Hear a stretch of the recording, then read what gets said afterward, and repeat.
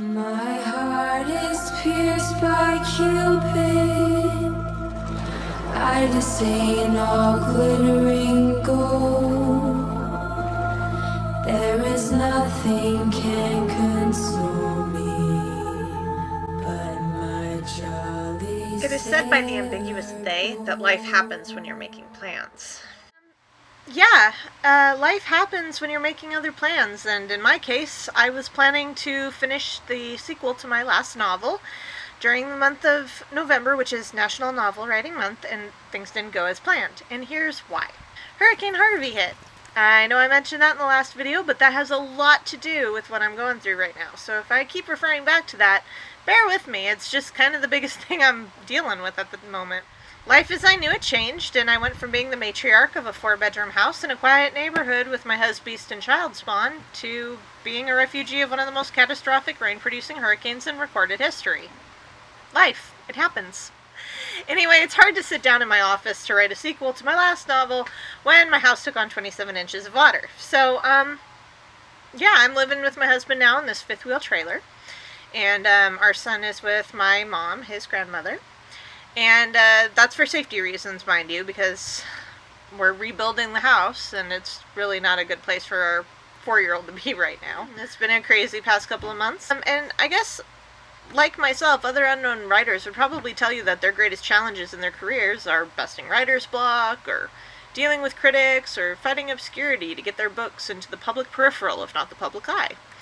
And I miss those obstacles, to be honest with you. I mean, worrying about how to get my books in the hands of readers, that's a stress that I'm used to. You know, this is a whole new kettle of fish that we're going through here, so.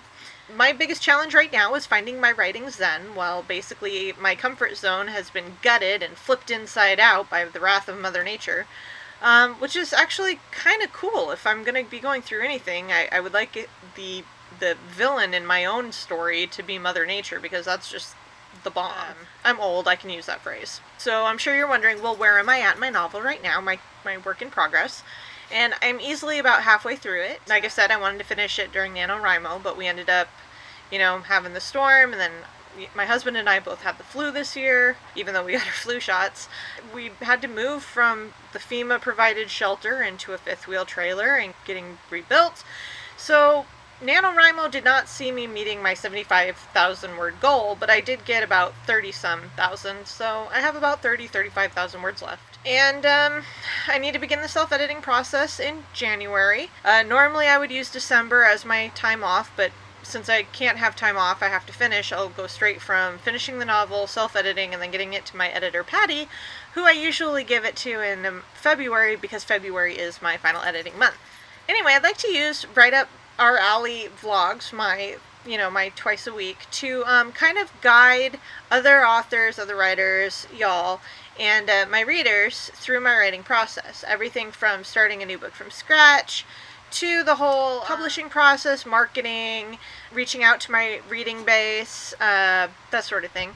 Yeah, let's just start that right now. When I'm ready to beginning a new novel, meaning that I have the idea in my head, I actually start by telling myself a story as if I'm telling myself a bedtime story, but rather than actually telling myself the story or my son the story, I say it out loud while writing a plot diagram. I add a bit of exposition, I add a few rising action points, I challenge my main characters to make their endgame feel pretty impossible. Then I have, of course, the catalyst or the climax, which is the turning point of the story. I kind of write in a few ideas of what I want that to be. And then, of course, there's a falling action, which wraps up the story. Yeah, that's basically it. After I map out my comprehensive plot for the narrative, I begin to break it up into segments, or in this case, chapters. And they're all of an approximation, of course, but it gives me a level of organization so that when I create my outline for the full manuscript, I can use the plot diagram for the basis of how I want my character progression to be. So I'm going to go ahead and stop here and invite you to join me on my next Thursday to see how I turn, this simple diagram into a full-length chapter novel outline, including talking about how I develop my characters. Right on, and I'll see you in a couple weeks. I too can command the wind, sir! I have a hurricane in me that will strip Spain bare if you dare to try me!